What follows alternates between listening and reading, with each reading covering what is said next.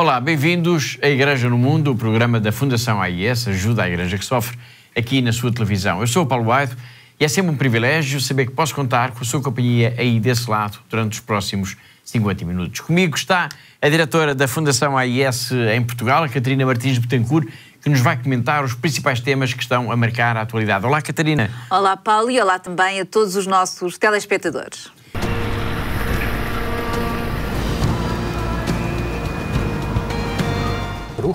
As peregrinações ao Santuário da Mãe de Deus em Budzslav foram retomadas no início da década de 90. A primeira peregrinação veio de Minsk em 1990. Antes disso era impossível porque era proibido. Durante o período soviético, esses encontros não eram permitidos.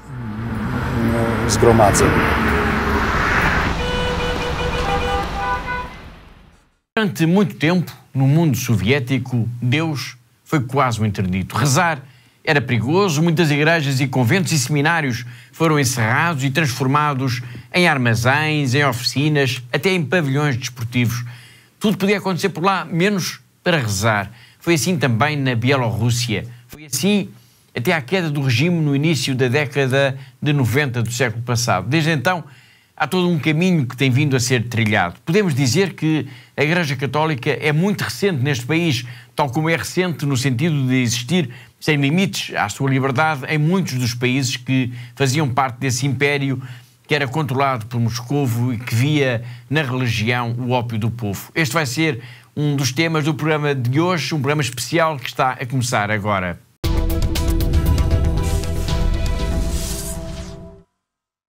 Este é, de facto, mais um programa especial de verão que preparámos para si. Foi assim ao longo do mês de agosto e vai ser assim também agora nas primeiras semanas de setembro.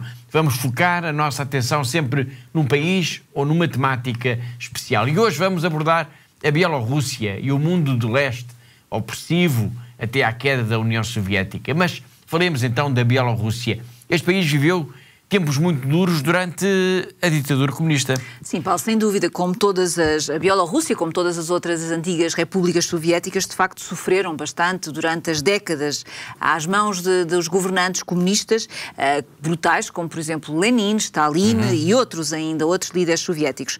Portanto, a perseguição aos dissidentes, Paulo, afetou todos e também, de uma forma muito particular, os cristãos, portanto, pessoas que tinham medo de poderem ser presas por praticarem a sua fé. Mas houve um primeiro período, digamos assim, particularmente duro, até à morte de Stalin, que foi em 1953. Sim, Paulo. Portanto, nessa altura, muitos edifícios da Igreja foram então fechados ou foram simplesmente demolidos. Portanto, a celebração de missas foi proibida.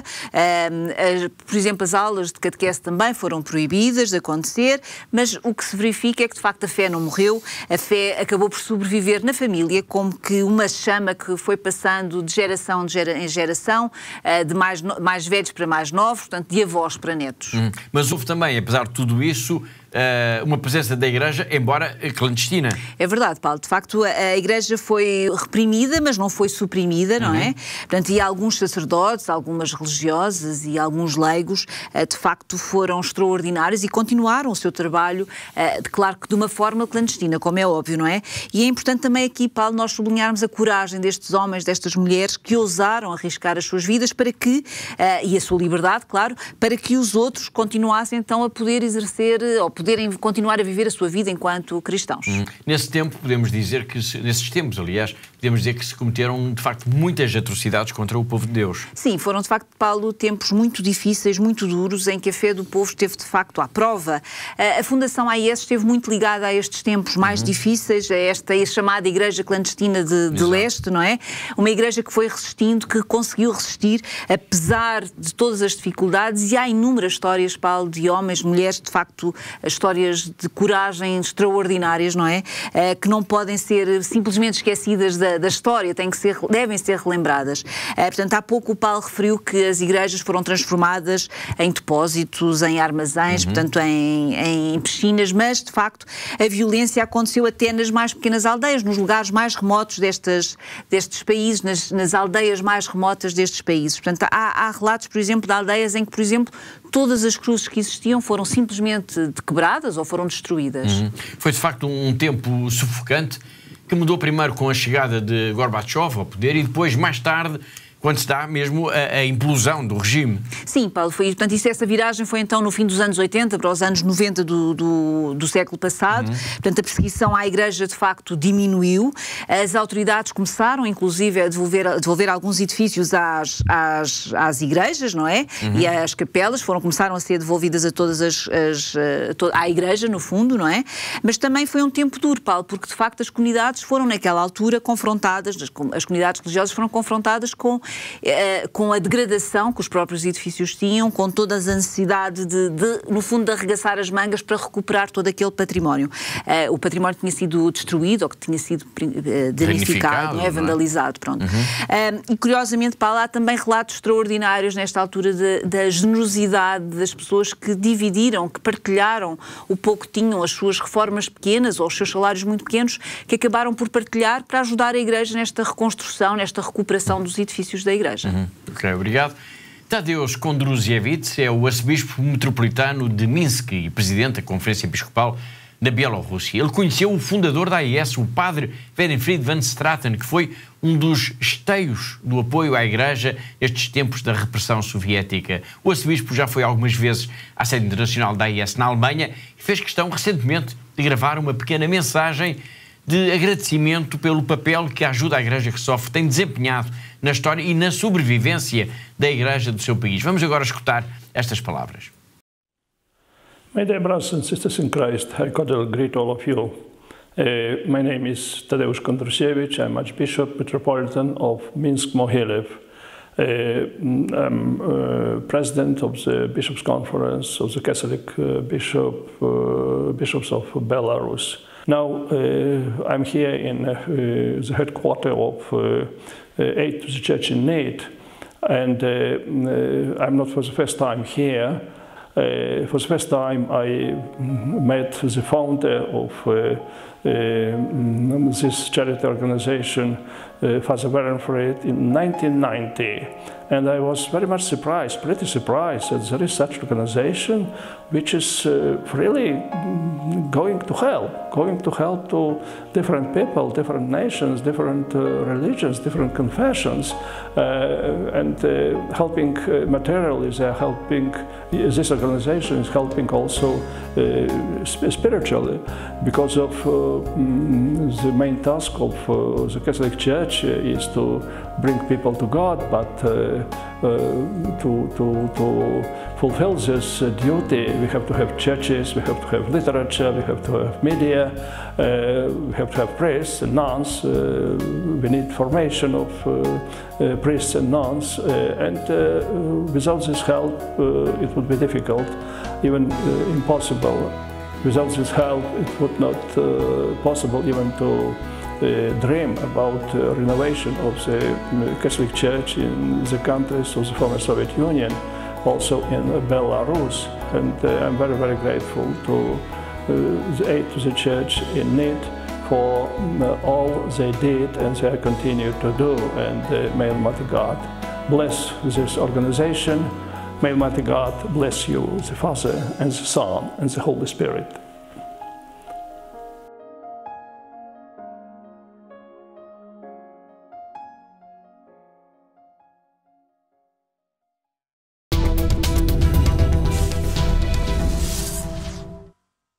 Foi o arcebispo metropolitano de Minsk e presidente da Conferência Episcopal da Bielorrússia a recordar o padre Werenfried, o fundador da Fundação AIS, e toda a ajuda que a instituição tem dado à Igreja do seu país, especialmente desde os anos 90, quando se deu a implosão do mundo soviético. Este é um programa especial, todo ele dedicado à Bielorrússia. Para se perceber bem a história da Igreja neste país e em que todos os que viveram atrás da chamada Cortina de Ferro, é preciso recuar no tempo até 1917. Mas atenção, eu não estou a falar na Revolução Russa, mas sim nas aparições de Fátima. Earth-changing events often begin in silence. This time was no different. A cruel war was raging throughout the world, while Lucia, Francisco, and Jacinta were grazing their sheep as usual near a little Portuguese village. A lady in resplendent light appeared to them, saying that she had come from heaven. She asked them to pray faithfully and say the rosary for the peace in the world. She warned that if people did not stop offending God, an even more terrible second war would follow.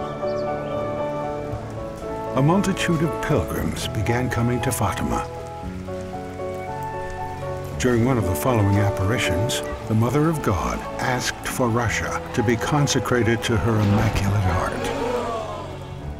If not, Russia would spread its errors throughout the world, and wars, suffering, persecution of the Church and of the Holy Father would follow. The Russian Revolution followed soon after. Nazi rule began in Germany, and the world was engulfed by yet another war. Few understood the link between these tragic events and human sinfulness, the link about which the Mother of God had warned the world, and the reparations necessary in order to prevent them. This link, however, was clear to Werenfried von Straten, a Norbertine Dutch monk, moved by the Fatima apparitions and the call to mercy that followed from them. He persuaded European nations to help a broken German population. Those who up until recently had occupied much of Europe now lay in defeat, suffering devastating hunger and poverty. This love for neighbor and call for reconciliation lay at the roots of Aid to the Church in Need's foundation.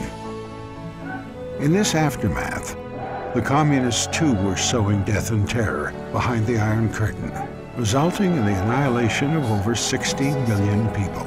Their road to complete victory was blocked only by their population's faith in a power greater than evil. And so the communists declared a total war on God. Driven by this suffering of the people of God, Aid to the Church in Need began to support the Church in the East. Father Werenfried knew that this wasn't only about Russia. He warned that the ideology of atheism and unbridled freedom would lead to enslavement. Recognizing the prophetic message of Fatima, Father Werenfried consecrated his work to Our Lady of Fatima.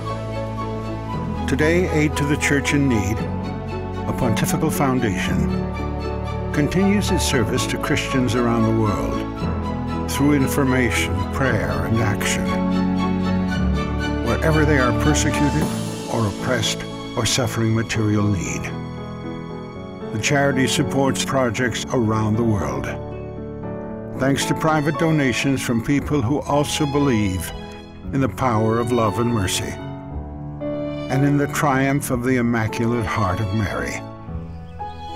It all began on a certain afternoon when 3 small children saw the Mother of God and believed her in silence.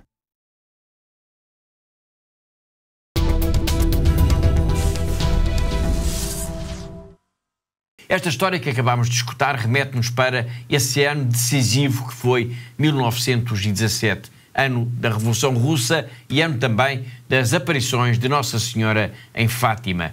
E muita da história da Fundação AIS passa por aqui. O programa de hoje é sobre a Bielorrússia, que foi um dos países que caiu, digamos assim, na órbita soviética e que conheceu por isso a maior das repressões à vida religiosa. Mas importa lembrar aos nossos telespectadores que esta questão, a questão da repressão religiosa, não é uma coisa do passado, nem sequer é, Catarina, património exclusivo dos regimes comunistas. Sim, Paulo, é verdade. De facto, não nos podemos esquecer que são muitos os que têm tentado reprimir Deus, têm tentado suprimir a voz de Deus, têm tentado silenciar a Igreja, perseguir os fiéis, lançando ataques constantes contra as comunidades cristãs. Isto é visível também hoje, infelizmente, em muitas regiões do globo, como, por exemplo, em África, Paulo, que falamos aqui tantas vezes no nosso programa, não é?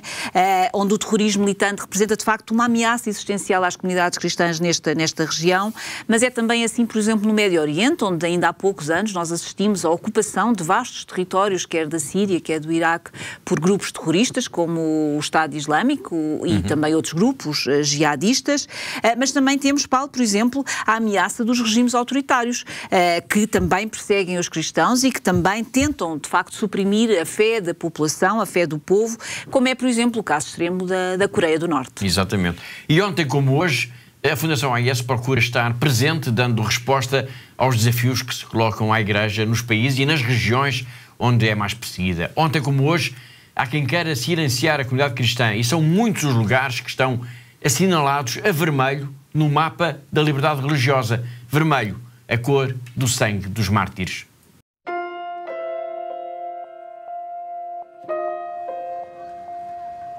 Está a tornar-se cada vez mais difícil para os cristãos de todo o mundo praticar e viver a fé.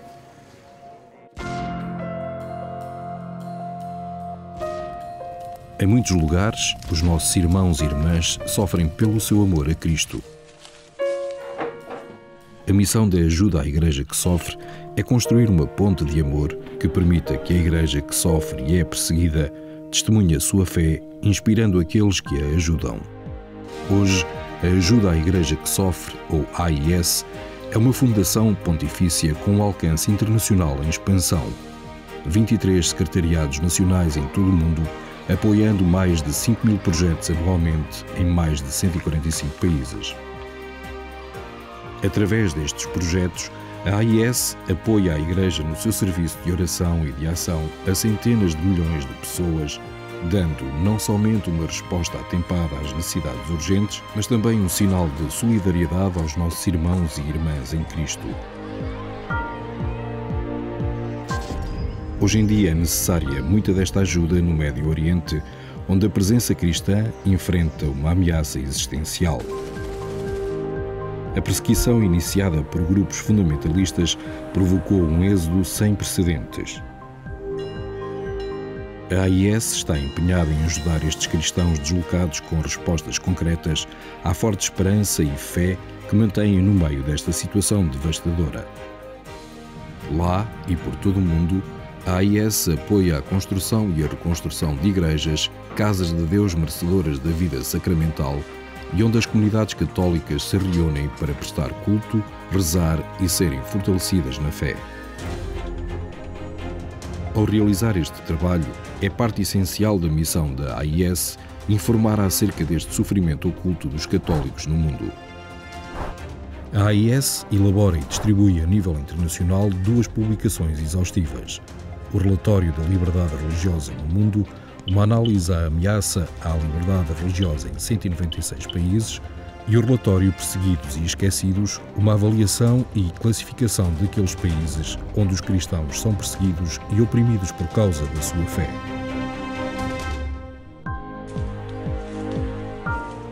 Perante este mundo, carregado de tantos sofrimentos, uma das necessidades mais importantes é a oração.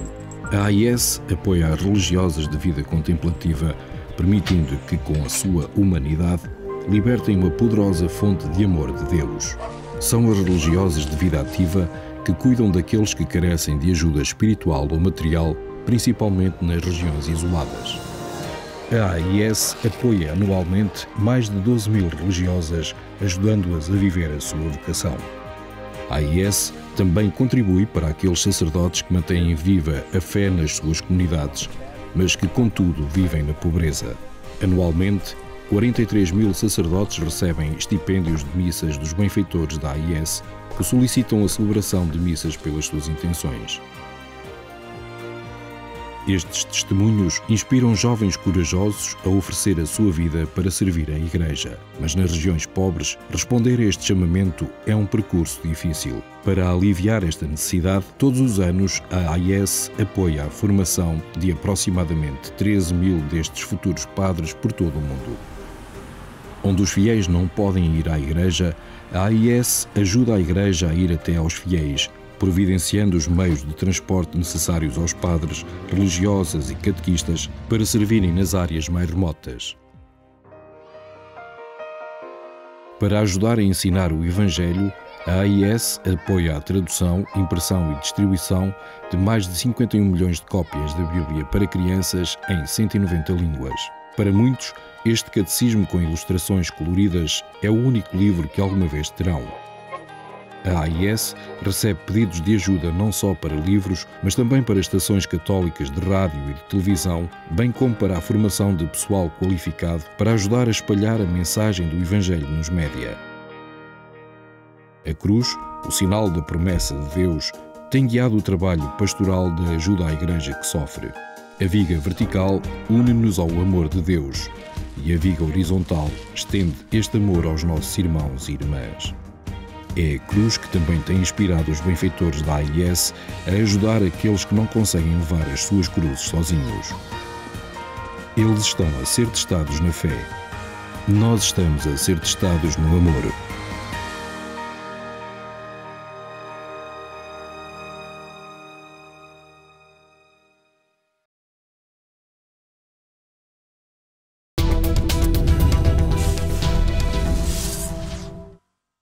Com este relato tão vivo do trabalho e da missão da Fundação AIS no mundo, chegamos ao fim da primeira parte do nosso programa de hoje. Agora vamos para um breve intervalo. Na segunda parte deste programa, que é especial de verão, vamos então exibir o documentário que preparámos para si sobre a Igreja na Bielorrússia. Até já!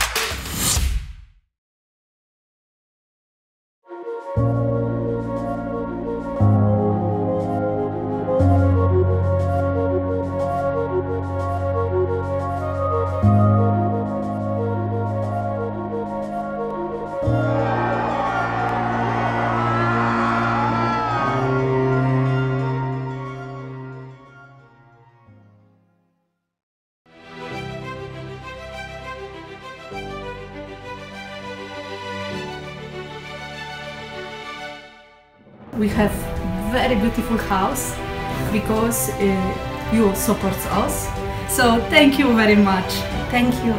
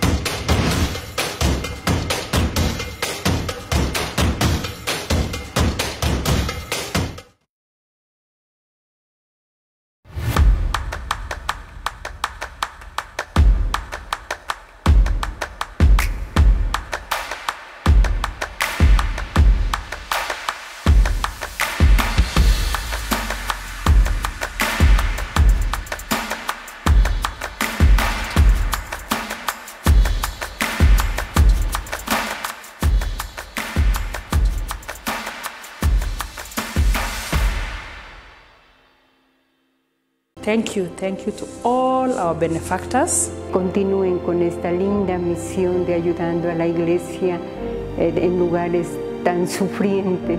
Щиро дякую всім вам, що ви є на хресній дорозі, допомагаєте нам нести наш хрест. We are trying to be Jesus. Through your help and support, we are able to bring the gospel to the people. Thank you so much. May God bless you. You are giving us hope and you are putting a smile in our faces. Thank you so much.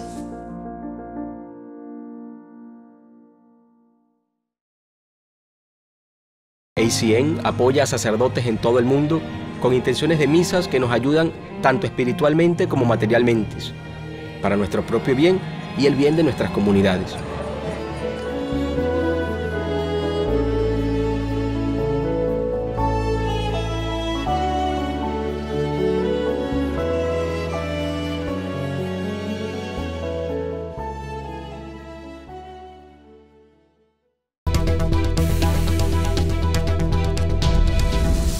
Olá de novo, está a ver Igreja no Mundo, o programa da Fundação AIS aqui na sua televisão. Eu sou o Paulo White, comigo está a Catarina Martins de Betancourt, a diretora da Fundação AIS em Portugal. Nesta segunda parte do nosso programa especial, todo ele dedicado à Bielorrússia, que é um país que viveu a ditadura soviética, vamos exibir agora um documentário que nos mostra que, mesmo no meio da mais violenta perseguição, nascem sempre sementes de fé.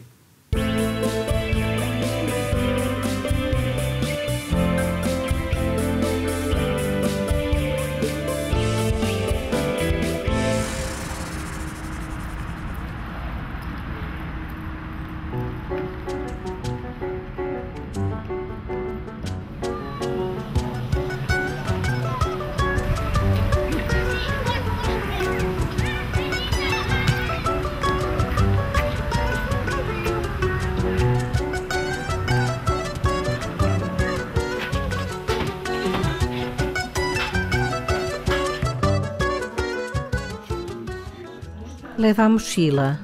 Põe isto no saco? Sim, põe aqui, mas pões esses antes.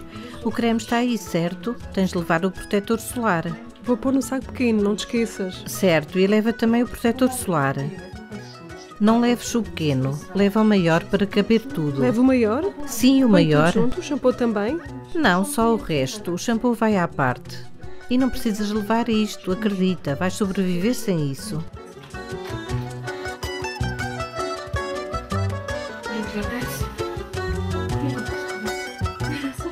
É especial, é... Bem, uma peregrinação é uma peregrinação, como dizes. Desde 2005 que fazíamos a peregrinação de carro, porque as crianças eram pequenas e tínhamos uma recordação, um porta-chaves para as chaves do carro.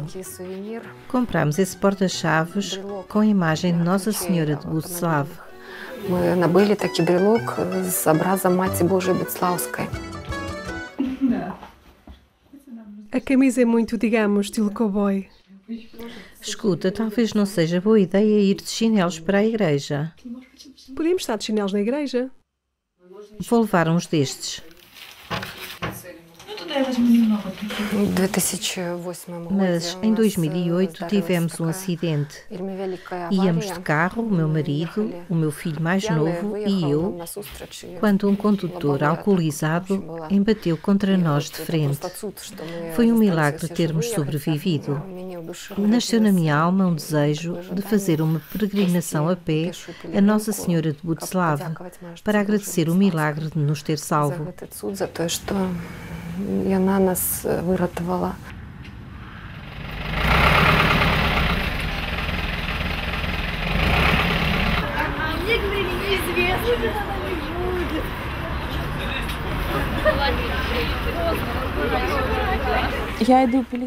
Vou em peregrinação para compreender melhor os meus pensamentos, para fazer a escolha certa para a minha futura profissão e a escolha certa da universidade.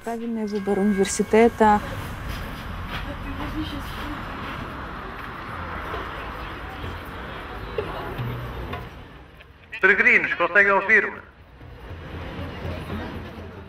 Recuem 20 passos, porque o arcebispo metropolita não vos consegue ver.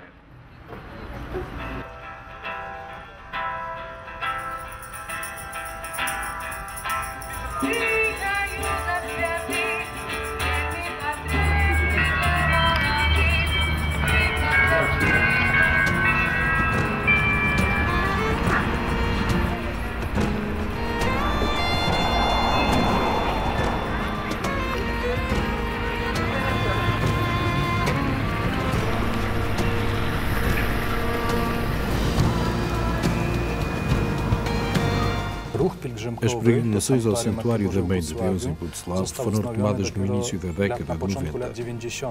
A primeira peregrinação veio de Minsk em 1990. Antes disso era impossível porque era proibido. Durante o período soviético, esses encontros não eram permitidos.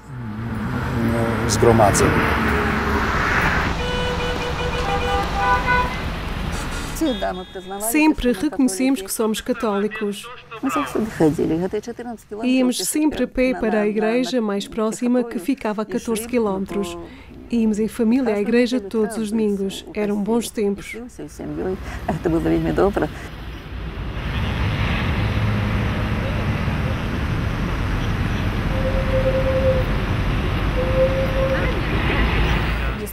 A história da igreja na Bielorrússia é muito difícil. Houve tempos de ateísmo, tempos de perseguição. É o que recordo da minha infância. Talvez eu tenha tido sorte porque ambas as minhas avós eram muito piedosas e sempre recorriam à igreja quando procuravam explicar algo aos netos. Apesar de não termos tido a oportunidade de ir à igreja, embora não houvesse proibições específicas, existia o stress do risco que os nossos pais corriam de perder o emprego.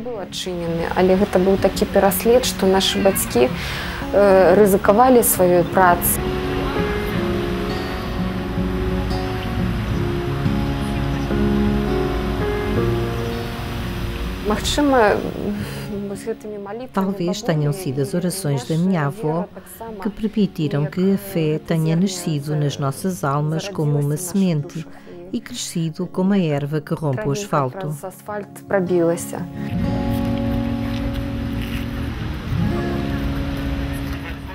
Vamos fazer 4 filas.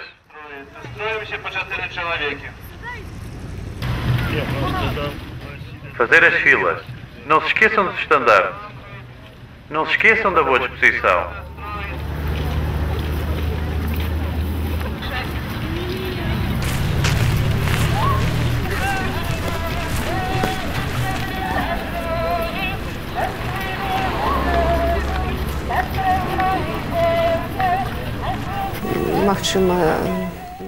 Se alguém vai mais como turista, também é atraído para a oração e, juntamente conosco, pode compreender que cada passo em direção a Nossa Senhora pode mudar a sua vida de uma forma que, após esses 5 dias, a tornará uma pessoa diferente da que começou a peregrinação.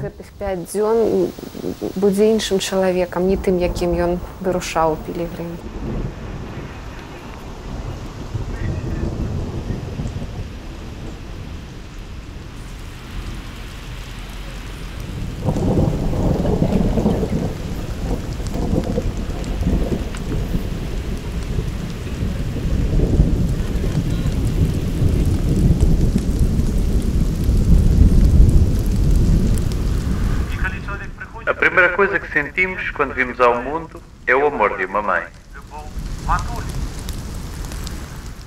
É isso de que o homem precisa.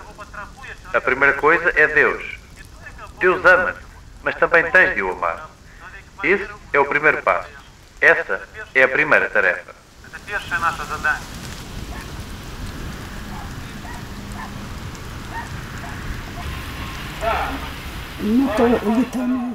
Damos as boas-vindas aos peregrinos perto da igreja e os sinos tocam solenemente. Muitos de nós chegamos em lágrimas, as pessoas vêm ter comigo, os mesmos amigos todos os anos.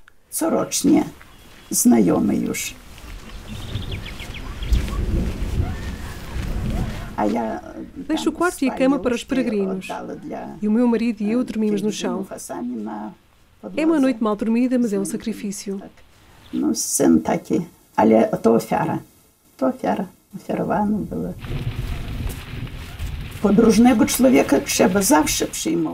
Um viajante deve ser sempre bem acolhido.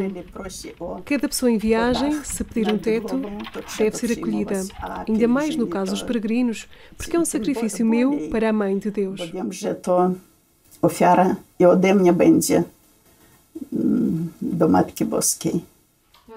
É bom termos arranjado um lugar para nós. Muito obrigada. Recebem-nos sempre tão bem. Muito obrigada. Não tem de agradecer. Tens calos?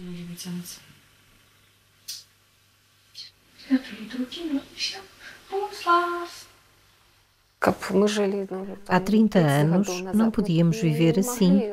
Virei esta peregrinação. E agora temos esta oportunidade, esta felicidade. E em cada passo entregar todo o nosso sofrimento e inconvenientes no caminho, como a chuva ou a comida de que não gostamos. Por vezes, circunstâncias dolorosas ou desagradáveis. Também é um sacrifício na nossa vida e uma grande felicidade poder fazer este sacrifício.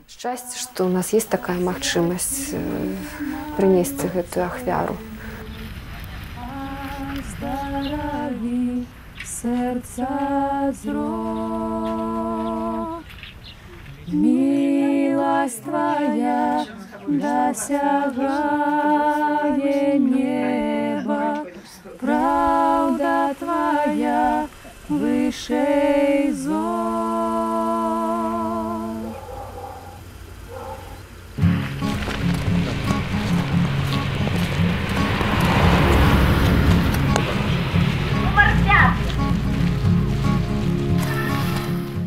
Esta peregrinação percorre caminhos muito bonitos.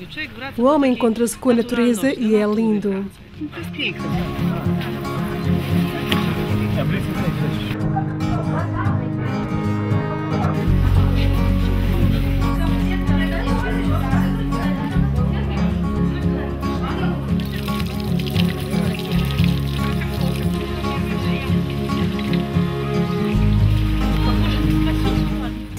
Rezamos e conversamos com Deus.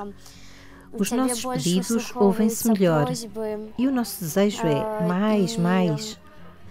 Apesar das dores e das mazelas. Bem, é tudo maravilhoso. Глядя на свои мозоли, які у тебе есть, на боль, это вельми цудовно.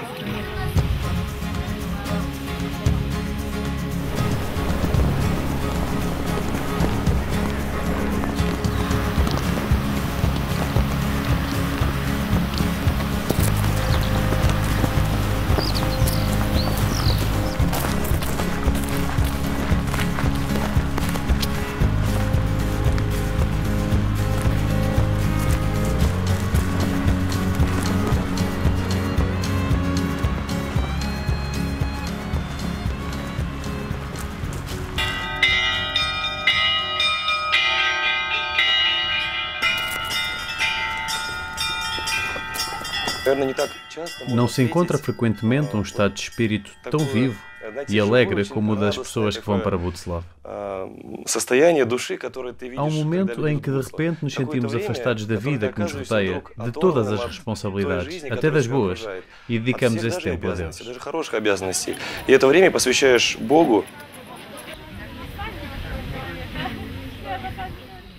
Nós, alguns cristãos ortodoxos, não participamos nos sacramentos, não nos confessamos, não recebemos a comunhão. Simplesmente vamos com amigos, rezamos, ouvimos os cânticos.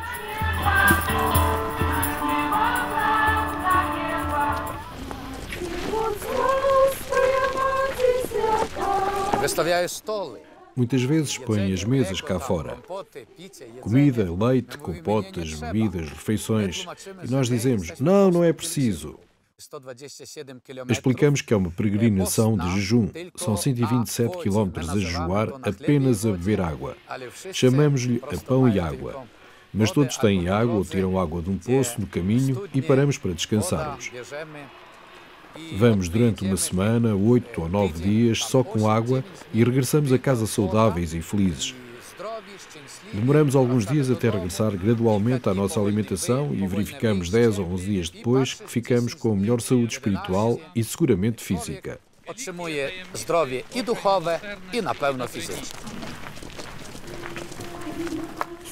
O mais difícil são os primeiros dias de jejum. Mas no quinto dia passa a viver apenas de água. Inclinamos-nos perante a Mãe de Deus e depois começamos aos poucos. Algum sumo, algum iogurte. Começamos a comer um pouco. Qual é a dificuldade? Não sei.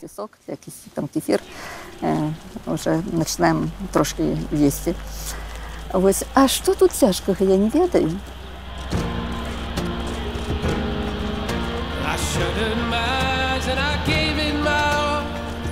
I tried, oh, the louder it called. How simple it seemed when I finally saw. I'm alive, oh God, I'm alive.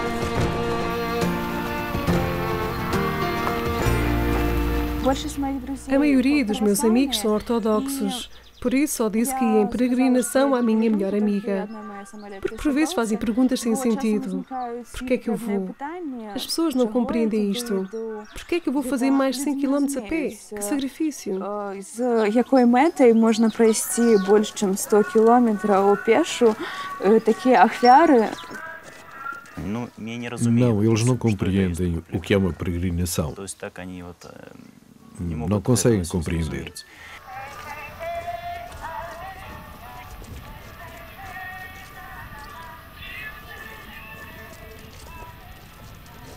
Ім'я Отця і Сина і Духа Святого. Амінь. Будемо частувати сябров, добре?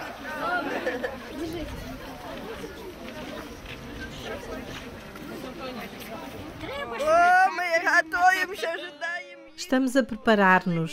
Estamos à espera deles. Temos estado à espera durante um mês inteiro. Tentamos oferecer-lhes o que temos. Os ortodoxos não recusaram. Fizemos bolinhos e doces. Uns compram e outros cozinham. Não posso parar. Choro porque Deus me deu a oportunidade de os receber. Damos-vos as boas-vindas com pão e sal. Dizem eles, já se ouvem a cantar, estão a chegar, estão a chegar.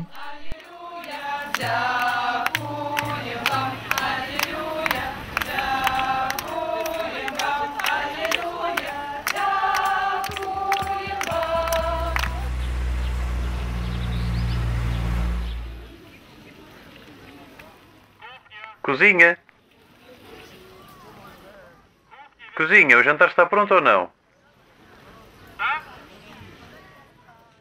Então, vamos rezar.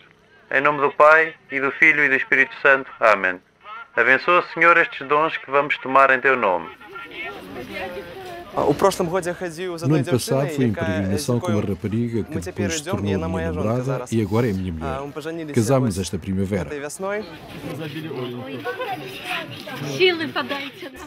Parece que Butslav, o próprio templo, dá um impulso às pessoas que vão porque têm força suficiente para todos aqueles quilómetros e para tudo. Têm força, desejo e fé suficientes para chegarem.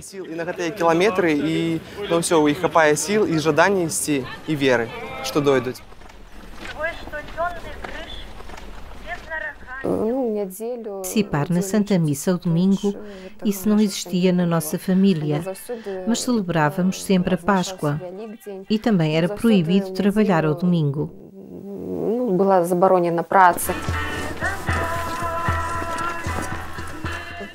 Foi apenas nos anos da perestroika que o renascimento da Igreja começou na Bielorrússia. É tão pouco tempo para o país. A diocese de Minsk-Mogilovska é muito jovem. As igrejas estão a ser construídas, assim como pequenas capelas. Em Minsk foram construídas muitas capelinhas em diferentes microdistritos. Mas primeiro temos de construir um templo no nosso coração, porque um edifício, quando não há fé no coração das pessoas, não é nada, está vazio. Святыни, коли у людских сердцах нема веры, это ничто, это пустота.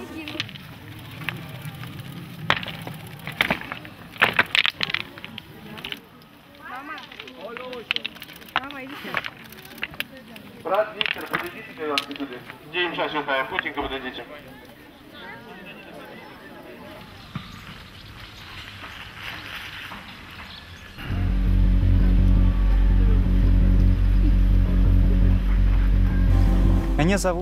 Sou o diácono Valery Marcinovski. Este ano decidi ir com os peregrinos a Butslav. E este ano também queríamos chegar juntos. Mas infelizmente acabou por ser um pouco diferente, porque sabemos que grupos como Vitebsk, Polok, Hliblok são na maioria constituídos por estudantes, pessoas ativas que querem alcançar algo. Chegaram primeiro e quando lhes disseram que os chapéus de chuva não podiam passar pelo posto de controle da polícia, decidiram voltar para trás.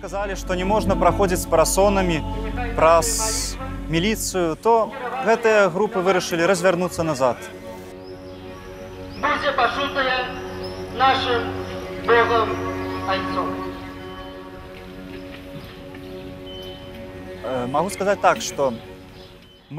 Posso dizer-vos que os nossos peregrinos não compreenderam porque é que eles, que foram louvar a Deus, tinham de passar por um controlo e não podiam entrar com chapéus de chuva, porque não deixam as pessoas entrar com tesouras e limas para as unhas e até pinos nos bolsos.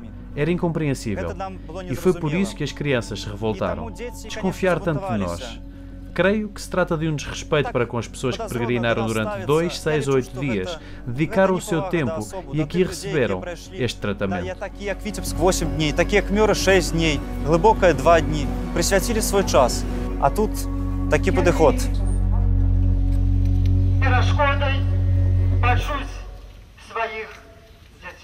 Отче наш, который есть в небе,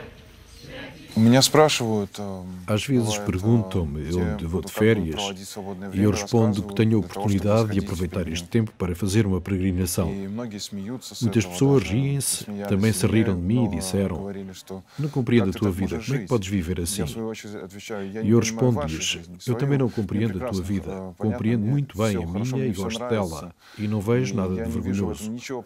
Para muitos é inaceitável acreditar em Deus, não querem acreditar em Deus e acham que é uma vergonha. Até é engraçado que se acredita em Deus. És estúpido ou quê?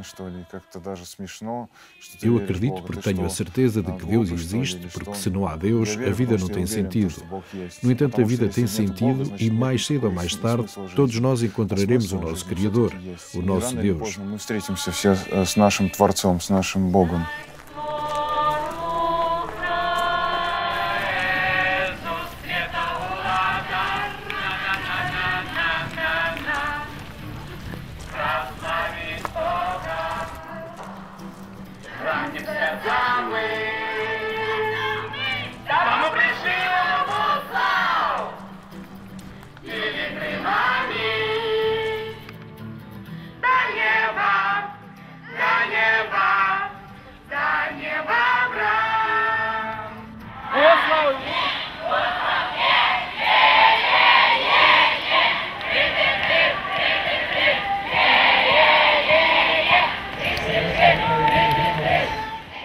Saúde cordialmente os peregrinos de Isakovo. O vosso grupo chegou em terceiro lugar, mas decididamente é o mais barulhento.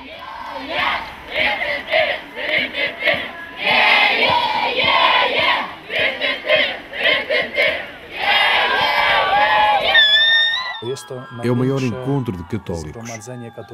Vêm à festa cerca de 30.000 pessoas. Não há outro encontro como este na Bielorrússia.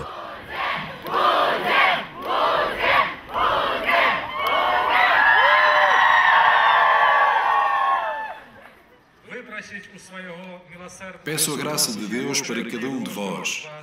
Vou dar-vos agora a bênção. Em nome do Pai, do Filho e do Espírito Santo. Amém.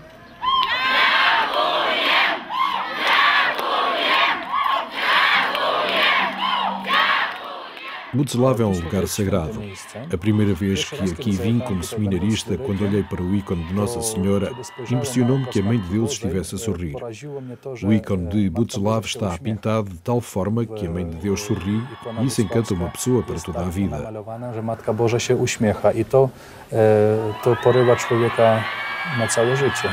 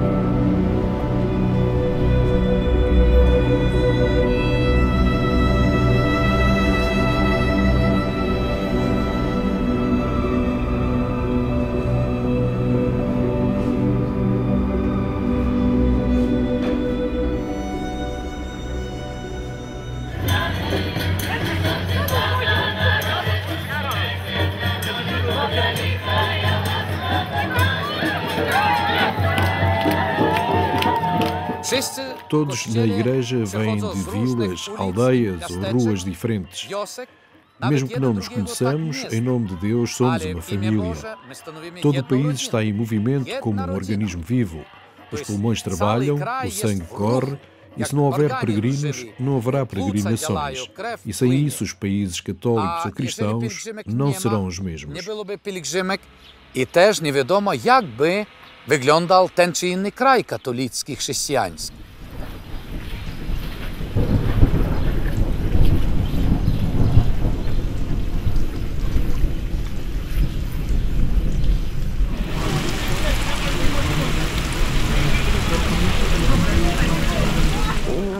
A nossa sociedade é maioritariamente ortodoxa, não é católica.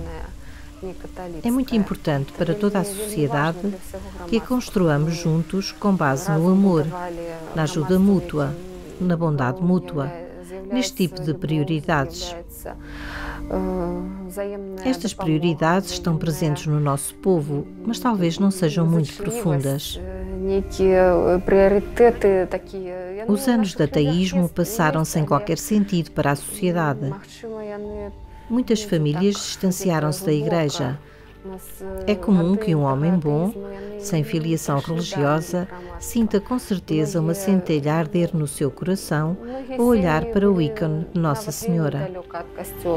Часто буває, що добрий чоловік, який, якби знешне нічого агульного з релігією не має, але він так само в своєму серці, напевно, відчує неку іскорку, яка так само розпалиться.